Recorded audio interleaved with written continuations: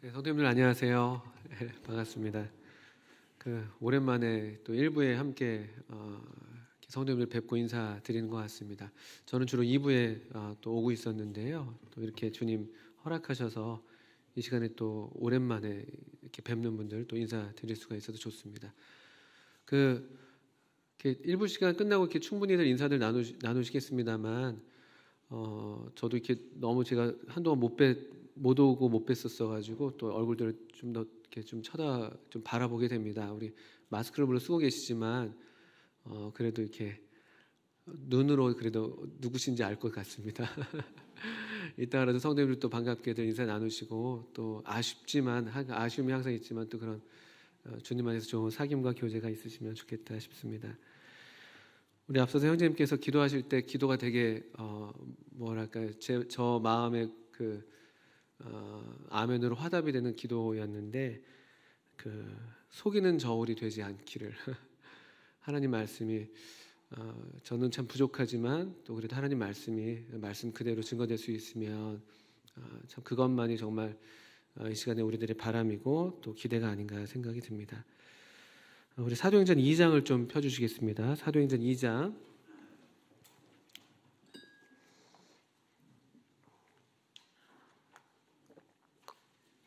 우리 교회가 함께 사도행전을 읽어 나가면서 참 사도들의 이렇게 주님을 섬기는 모습들, 또 주님께서 저들을 인도하시는 모습들을 보면서 참 우리 교회로서, 또 개인적으로도 물론이지만 교회로서도 참 많은 또 도전과 교훈을 받게 됩니다. 조금 지났었습니다만 그중에 사도행전 2장 36절부터 42절까지 한번 읽겠습니다. 사도행전 2장 36절부터 42절 제가 한번 읽겠습니다. 그런즉 이스라엘 온 집은 확실히 알지니 너희가 십자가에 못 박은 이 예수를 하나님이 주와 그리스도가 되게 하셨느니라 하니라. 그들이 이 말을 듣고 마음에 찔려 베드로와 다른 사도들에게 물어 이르되 형제들아 우리가 어찌할꼬 하거늘. 베드로가 이르되 너희가 회개하여 각각 예수 그리스도의 이름으로 세례를 받고 죄사함을 받으라. 그리하면 성령의 선물을 받으리니 이 약속은 너희와 너희 자녀와 모든 먼데 사람 곧 주 우리 하나님이 얼마든지 부르시는 자들에게 하신 것이라 하고, 또 여러 말로 확증하며 권하여 이르되 너희가 이 패역한 세대에서 구원을 받으라 하니, 그 말을 받은 사람들은 세례를 받음에 이 날에 신도의 수가 3,000이나 더하더라. 그들이 사도의 가르침을 받아 서로 교제하고 떡을 떼며 오로지 기도하기를 힘쓰니라. 잘 아시는 대로 사도행전 2장은 오순절에 성령께서 제자들에게 강림하시면서 놀랍게 새로운 시대를 연 그런 역사적인 사건을 기록을 하고 있습니다. 사도행전 2장 앞쪽에서는 이 성령으로 충만하게 된 사도들이 갑작스럽게 방언을 말하게 되죠. 방언으로 하나님의 큰 일을 말하게 되는 것을 많은 사람들이 목격하고 이것이 무슨 일인가 하는 의문에 잡혀 있었을 때, 그때 베드로가 11사도 중에서 일어나서 이 일을 이렇게 설명하는 그런 장면, 또 설명하면서 그대로 하나님의 말씀을 증거하는 그런 장면이 앞서서 쭉 있어 왔습니다.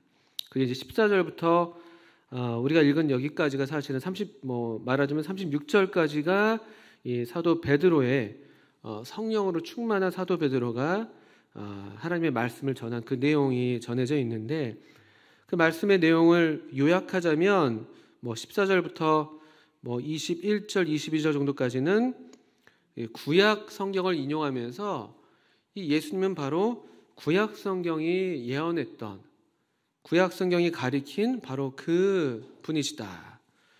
또 23절 이후로도 역시 구약 성경을 인용하면서 또 예수님은 하나님께서 존귀하게 높이신, 특별히 부활로서 그분의 하나님의 아들 되심을 입증해 보이신 그리스도이시다. 그리고 이제 29절 이후로, 그리고 우리가 읽어냈던 36절까지 보신 대로 이 성령님, 하나님께서 성령님을 보내셔서 이제 우리에게 성령님을 선물로 보내신다. 이런 말씀을 쭉 전해 오고 있습니다. 이게 참 놀라운 장면입니다. 성령 충만한 그런 한 증거를 우리가 볼 수가 있는 것인데요. 성령으로 충만한 사람들의 어떤 특징인 것이죠. 사실 베드로가 정식으로 그 당시에 이렇게 학문을 익혔던 사람은 아니었죠. 보통 그 당시에 학문이라고 할 것 같으면은 그 랍비의 제자가 되어서 제대로 어떤 그 랍비 교육을 받은 사람들을 가리키는데, 사실 베드로는 그런 사람은 아니었죠. 그래서 당시에 대제사장과 서기관들이 이 베드로랑 요한을 잡아서 신문하면서 저들이 원래는 학문이 없는 자들인데 말을 잘하네, 이렇게 놀라는 장면이 그 뒤에 있는 것처럼요. 그런데 이 베드로는 그렇게 정식으로 소위 율법 교육을 받지는 않았었음에도 불구하고 성령으로 충만하게 되니까 이 하나님의 말씀으로 아주 지금 그 충만한 모습을 볼 수가 있죠. 요엘서 말씀을 인용하기도 하고 또 다윗의 시편을 인용하기도 합니다. 어쩌면 우리 중에 요엘이라는 성경을 한 번도 안 읽어보신 분도 계시진 않겠죠.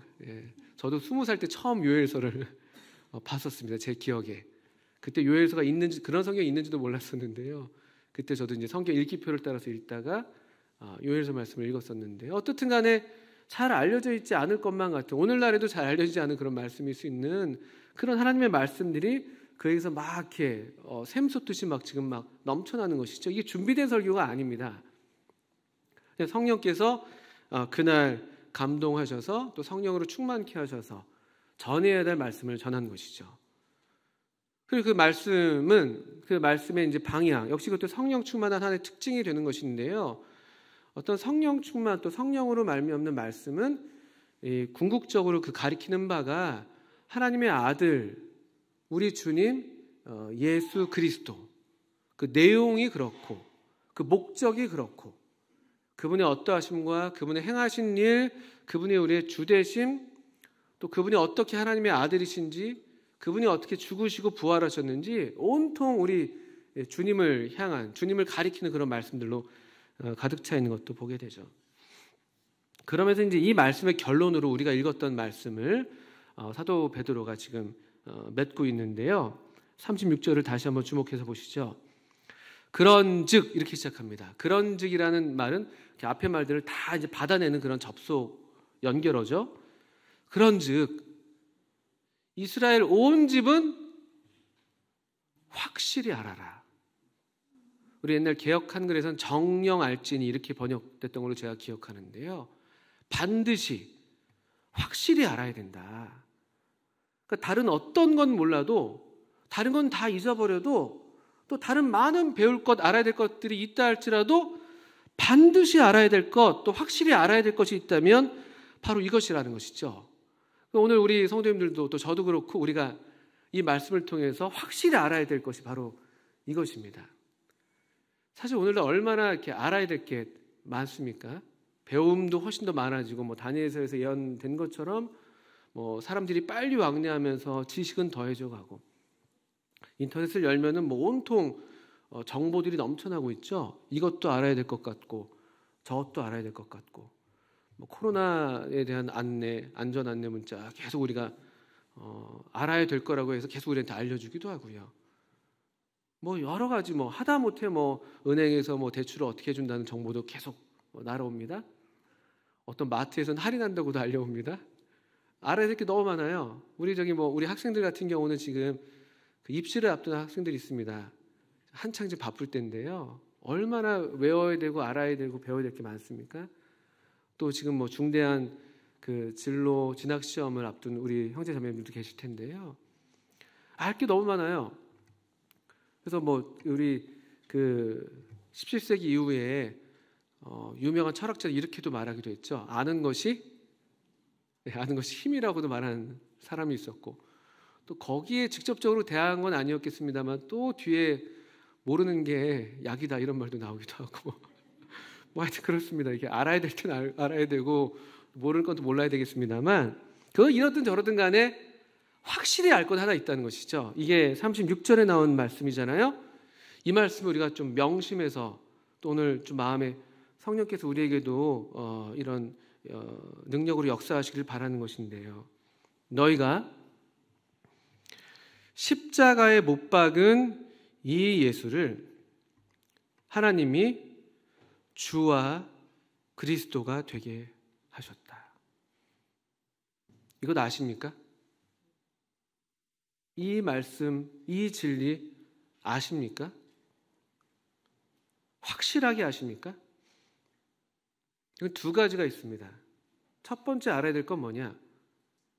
십자가에 못 박은 것은, 이 예수를 십자가에 못 박은 것은 바로 너희다. 실제로 물론 이 당시에 유대인 청중들을 향해서 사도 베드로가 전한 말씀이니까 말씀 문자 그대로입니다.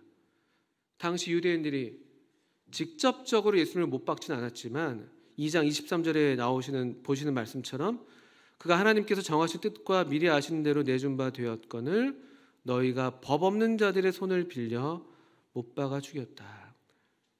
그들이 직접 못을 박는 행동은 하지 않았지만 그 일의 근원, 또 그 일이 되게끔 한 그런 어떤 그 배후 세력으로선 또 실질적인 사람으로선 유대인들이 만든 것이죠. 다만 이 법 없는 자들의 손을 빌렸던 것이죠. 율법 없는 로마 사람들의 손을 빌려서. 이게 첫 번째로 그들이 반드시 알아야 될 것이었고, 성령께서 오늘날도 우리에게 이것이 우리가 알아야 될 것이라고 말씀하시는 것을 받게 됩니다. 우리가 이제 언젠가부터, 저도 이제 구원받은 지가 벌써 꽤 됐습니다. 저 셀 수가 없네요. 갑자기 12살 때 제가 구원받았습니다. 제가 올해 아시는 대로 보기에는 이래도 아직 40대인데요. 46살입니다. 34년. 그때는 이런 말씀들이 너무 사무쳤었죠. 내가 바로 주님이 나 때문에 돌아가셨구나. 주님이 내 죄 때문에 돌아가셨구나. 내가 십자가에 못 박은 거구나. 내가 그 십자가의 못이었구나. 이런 감격과 감동들이 우리에게 있었습니다. 제게도 그랬고요. 근데 언젠가부터는 이제 복음이 그냥 이런 우리 예수님의 이야기가 예수님이 나를 위한 분이 아니라 그냥 또 다른 누군가를 위한 분. 그래서 우리가 복음을 전하는 일에 열심을 하는 건 너무나 당연한데, 복음을 전하는 것도 많이 지금 약해져 있는 것과 더불어서 우리 자신도 어느 순간부터 저 자신도 그냥 나는 십자가에 예수를 못 박은 사람이 아닌 것이죠. 나는 꽤 이제 의롭고, 꽤 나는 이제 이렇게 좀 뭘 안다고 할 수 있는 것처럼 보이고, 그렇게 우리가 우리 자신한테 속습니다. 우리를 알 만큼 알지 못하는 것이죠. 나는 좀 이제 괜찮은 사람인 것 같고, 나는 좀 이제 뭔가 이제 이 어떤 신앙생활이 나름대로 이제 안정적이고, 전에 비해서 좀 나아진 것 같아 보이기도 하고, 또 그러다 보면 그냥 나는 그냥 괜찮은 사람, 이 정도 도시에서 서울에서 적당한 규모의 교회에 매주 정기적으로 출석하고, 또 적당히 선하게 살고, 특별히 이제 나쁜 일 별로 하지 않고, 그래서 이제 어느 순간부터 우리 마음이 무뎌지는, 저 자신이 그렇습니다. 무뎌지는 것이죠. 그러니까 주님은 조금 이제 가깝게 다가오지 않는, 또는 주님이 별로 필요하지 않는 그런 우리들의 모습이 되는 것을, 또 저의 모습이 되는 것을 보게 됩니다. 그런데 사도 베드로는 물론 그 당시 이 1차적인 대상이었던 유대인들을 향한 말씀이니까 그렇습니다만, 분명히 알아라. 십자가에 예수님을 못 박은 것은 바로 너희다. 너희가 십자가에 못 박았다. 우리의 참 잊어버린, 또 잊고 싶은, 또 인정하고 싶지 않은 그런 우리의 실제의 모습을 성경은, 또 성령님은 그대로 지적하고 계시는 것이죠. 또 성령께서 이렇게 우리로 이 죄에 대하여 깨닫게 하실 때 그것이 사실 은혜가 되죠. 많은 경우에 우리가 죄를 알지 못해서 문제이지 않습니까? 이런 죄에 대해서 이렇게 무감해 있는 것이죠. 또 어떤 종류의 죄에 대해서든, 하나님을 바르게 섬기지 않는 죄에 대해서든, 하나님의 사람들을 올바르게 또 할 만큼 사랑하지 않는 것에 대해서든, 적당히 우리가 이제 이런 죄에 대해서 무감해진, 그게 오히려 아주 위험하고 무서운 것이죠. 근데 성령께서 참 감사하게도 우리로 이것들에 대해서 확실히 알라고 명하실 때, 또 그래서 이 말씀을 따라서 우리가 이 죄에 대해서 성령께서 지적하시는, 깨닫게 하시는 책망을 받는다면 그게 우리에게 복이 되는 것이죠. 또 한 부분의 진리가 이어지고 있죠. 36절 하반절에 이 예수를 하나님은 주와 그리스도가 되게 하셨다.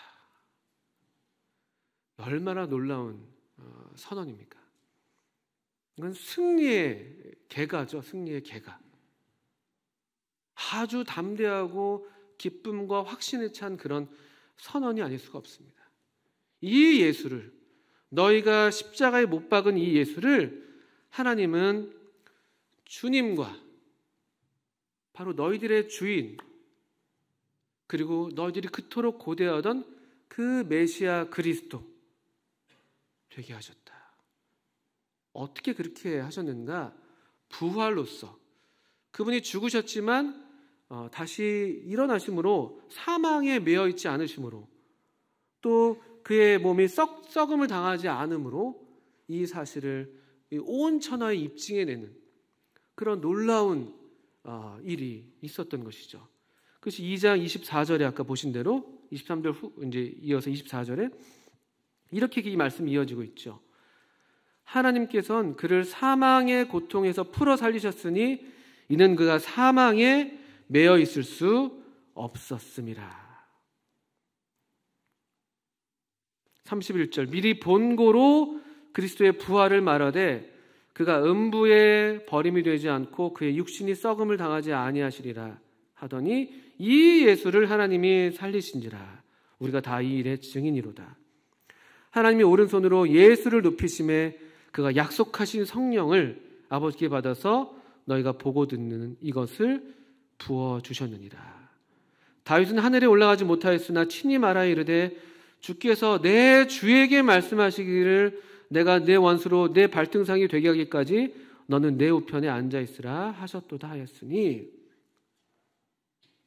이 앞의 내용들이 이 예수님을 하나님은 주와 그리스도가 되게 하셨다는 그 구약 성경에서 시편에서 예언된 대로 바로 이분이 다윗이 가리킨 바 이 다윗의 후손으로 오신 이 한 사람, 그리고 영원한 보좌에 앉게 하시는 그 한 사람이 바로 이분이다. 부활하신 분, 하나님이 살리셔서 오른손으로 지극히 높이 올리신 분. 그래서 지금 이 유대인들이 고대하는 바 다윗의 후손으로서 다윗의 보좌에 앉으신 이 분으로서 바로 예수님이 너희의 주와 그리스도이시다. 이것이 사도 베드로가 성령으로 감동해서 전한 아주 분명한 메시지였습니다. 그리고 이것을 그때도 그렇고 오늘날에도 그렇고 확실히 알라는 것이죠. 확실히.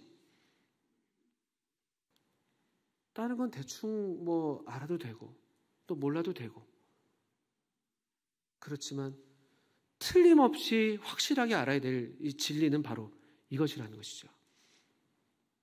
우리가 이 예수님을 십자가에 못 박았고 하나님은 이 예수님을 주와 그리스도가 되게 하셨다.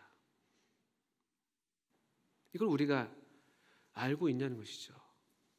이 알만큼 베드로가 또 성령께서 우리에게 이렇게 강권하시는 만큼 우리는 정말 이 진리에 확실하게 서 있는가. 37절 말씀을 보시면 성령께서 이 말씀을 듣는 유대인들 가운데도 역사하셨습니다. 참 놀라운 장면이고 우리가 바라는 바죠. 그래서 그들이 이 말을 듣고 마음에 찔렸습니다. 그리고 베드로와 다른 사도들에게 묻습니다. 형제들아, 우리가 어떻게 해야 됩니까? 성령님이 그들 마음 가운데 역사하신 것을 보게 되죠. 그들이 이 책망을 받고 있습니다. 이 죄에 대해서, 의에 대해서, 심판에 대해서. 우리가 이 하나님의 아들을 죽였구나. 우리가 감히 우리의 왕으로 보내신 이 아드님을 우리 손으로 못 박았구나. 우리가 감히 구약에서 예언되어 있었던 그 메시아를 우리 손으로 거절했구나. 우리가 감히 우리의 주인이신 이 예수를 우리가 그분의 왕 되심을 원치 않았구나. 그분의 주인 되심을 원치 않았구나라는 이 통렬한 죄책, 이 자책, 이 죄에 대한 깨달음이 그들 마음 가운데 일어난 것이죠. 형제들아, 우리가 어찌할 거라고 이렇게 아주 간절한 마음으로 이 베드로에게 또 사도들에게 나오고 있는 것이죠. 38절 말씀. 이때 우리에게 이제 오늘날 우리 모두에게 주시는 약속이 될 텐데요. 베드로가 이르되 너희가 회개하여 각각 예수 그리스도의 이름으로 세례를 받고 죄 사함을 받으라. 그리하면 성령의 선물을 받으리니 이 약속은 너희와 너희 자녀와 모든 먼 데 사람 곧 주 우리 하나님이 얼마든지 부르시는 자들에게 하신 것이라 하고. 참 좋은 약속입니다. 그리고 이 성령께서 역사하시는 이 장면에서 이 사도들이 그들을 주님께로 인도하는 이 모습을 보십시오. 첫 번째로 베드로가 그들에게 명하는 것이 있습니다. 회개하여.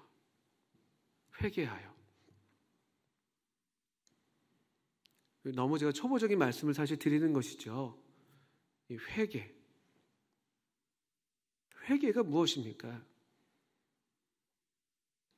물론 우리가 어떤 생각나는 어떤 구체적인 죄에 대해서, 우리의 마음을 짓누르는 어떤 죄에 대해서 하나님께 자백하고 그 죄를 용서해달라고 구하는 그런 우리들의 어떤 경험, 그런 행위를 우리가 떠올릴 수 있습니다. 그게 맞죠. 근데 왜 그런 일들이 우리 가운데 이 회개의 역사가 일어나나요? 성령께서 우리로 이 죄에 대해서 깨닫게 하시기 때문에 그런 것인데요. 근본적인 죄는 무엇이냐? 바로 이것인 것이죠. 이 주와 그리스도가 되게 하신 예수님을 주님으로 알지 않고, 나의 구원자로 알지 않고 그분에게 등을 돌리고 그분에게 거역하고 그분을 못 받고 그분에게 침뱉고 그분을 책짓질한, 그분을 떠나서 살아온 우리 삶에 대한 성령께서 깨닫게 하시는 그 책망, 그것을 그대로 받아들이게 될 때 우리 마음에 회개가 일어나는 것이죠. 성령께서 일하시는 곳에는 언제나 이와 같은 이런 종류의 회개가 있습니다. 그래서 이런 회개는 우리의 죄를 적나라한 우리의 모습을 보게 함과 동시에 이런 나 같은 죄인도 나 같은 죄인을 위하셔서 대신 죽으신, 이런 나 같은 죄인을 사랑하신 이 주님에 대한 사랑에 대한 확신과 더불어서 이 눈물과 또 큰 웃음과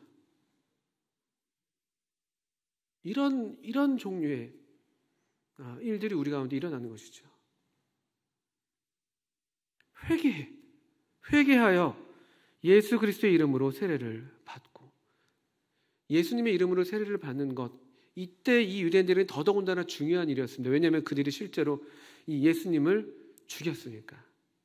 이 예수님을 그리스도로 오신 이 예수님을 그들이 거역했기 때문에 다시 이 예수님을 그리스도로 알고 믿고 세례를 받는다는 것은 이 유대인들에게는 정말 참 믿음이 아니고서는 있을 수 없는 일이었던 것이죠.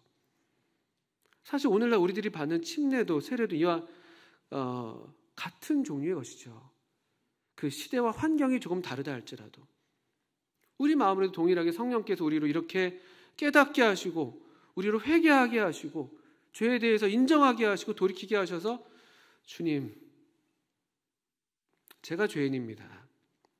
주님, 그런데 이런 죄인을 위해서 대신 죽으시고 또 부활해 주시고, 주님, 그래서 주님은 저의 주인이십니다. 주님은 저의 구원자이시고 저의 주인이십니다. 그리고 이와 같은 마음으로, 동일한 마음과 동일한 고백으로 침례에 순종하는 것이죠. 그럴 때 약속되어 있는 것이 죄사함을 받으라, 그리하면 성령의 선물을 받으리니.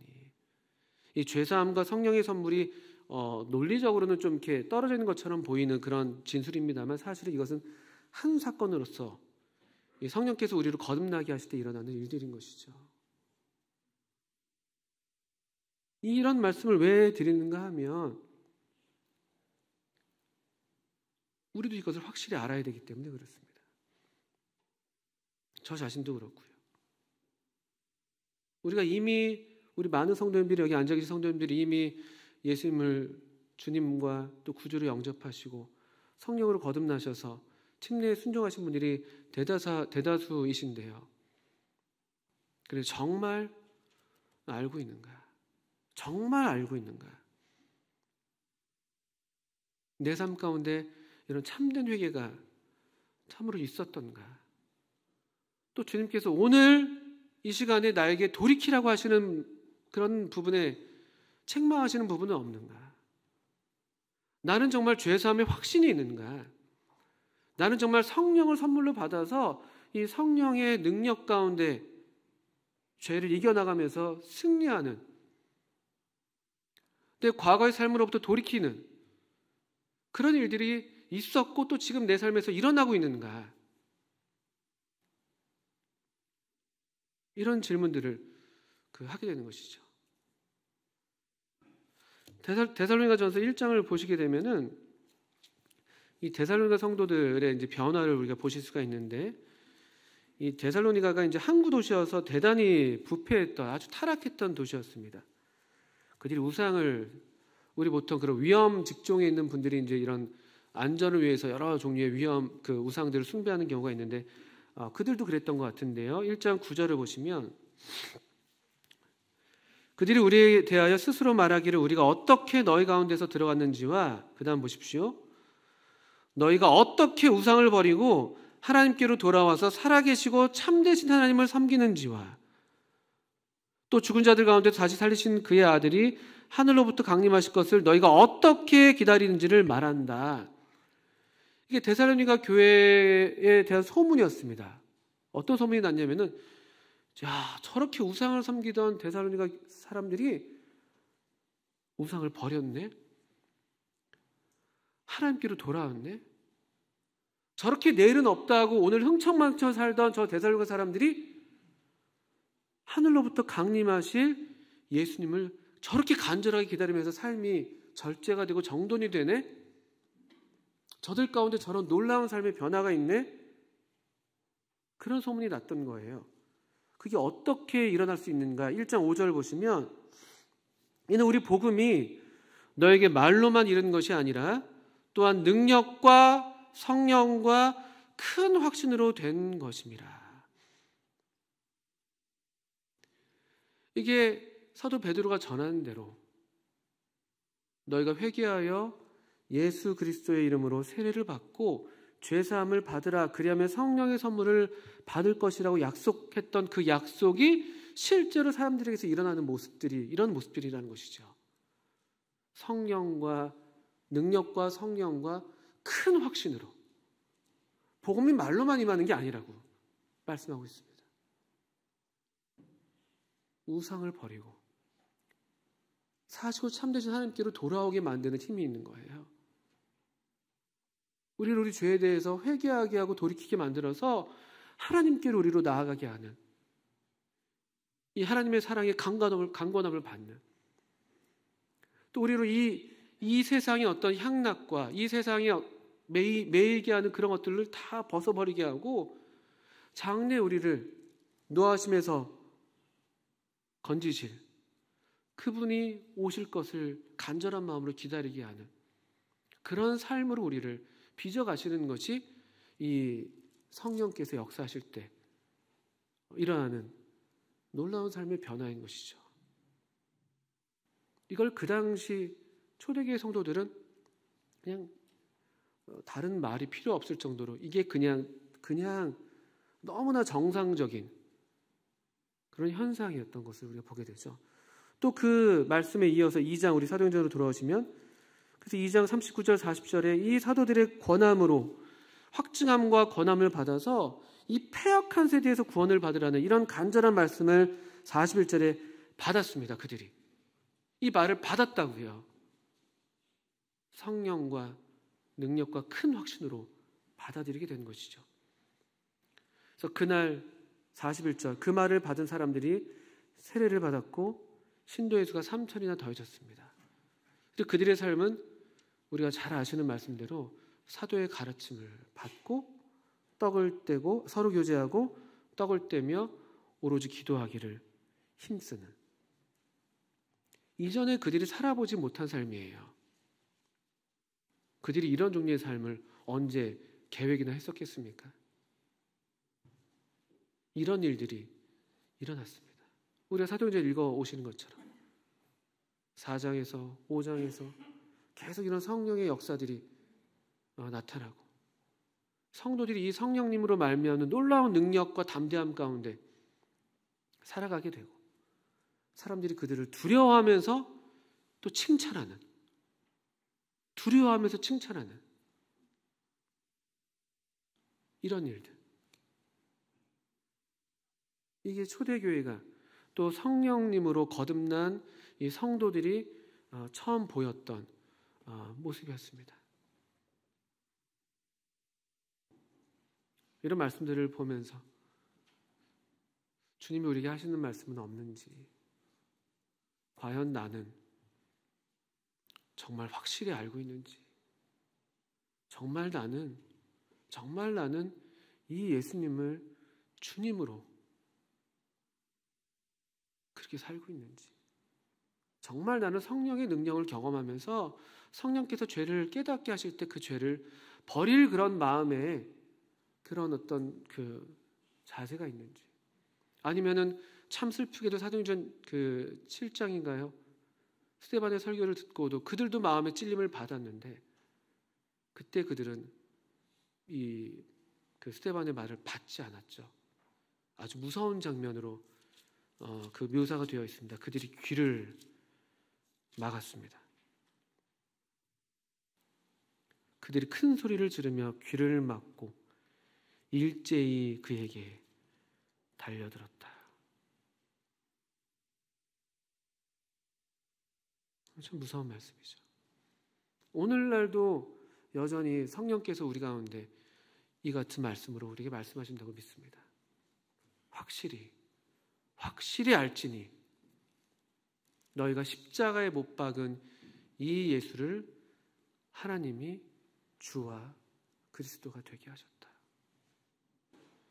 저는 저 자신이 또 우리 성도님들이 또 우리 교회가 정말 이 진리를 확실히 알아서 우리 삶이 변화되기를 우리 교회가 변화되기를 그래서 우리 교회도 이같이 능력과 또 확신과 또 전혀 사람들이 겪어보지 못한 그런 새로운 삶을 살아가는 그런 모습으로 우리 주님을 드러내는 이 진리를 드러내는 그런 진리의 기둥과 터가 되기를 바라는 마음이 간절합니다. 또 어느 때보다도 이와 같은 진리의 기둥과 터로서 교회가 든든히 서야 할 그런 때를 우리가 살고 있습니다. 기둥들이 무너져 내리고 있잖아요. 진리의 터가 흔들리는 것처럼 보이잖아요. 왜냐하면 교회들이 무너지고 있으니까. 그러나 우리가 이런 확실히 알아야 될 이 진리를 우리가 정말 성령으로 확신하시면서 또 우리 삶 가운데 성령님께 우리를 내어드리고 말씀하실 때 그 말씀을 받고 회개하고 그렇게만 된다면 또 우리를 통해서 하나님의 진리는 더욱 든든하게 또 견고하게 또 담대하게 증거되고 또 선포되고 또 그래서 하나님은 여전히 오늘날에도 영광을 받으셔야 된다고 믿습니다. 함께 기도하시겠습니다.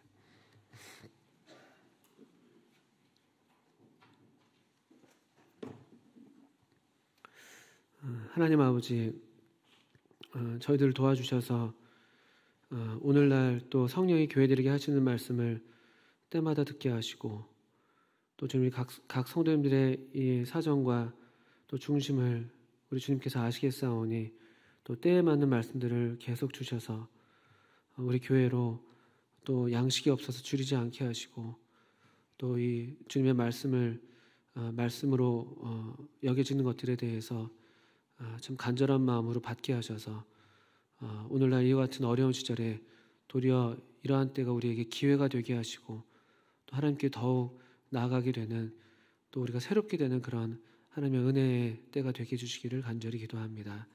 예수님의 이름으로 하나님 아버지께 기도합니다. 아멘.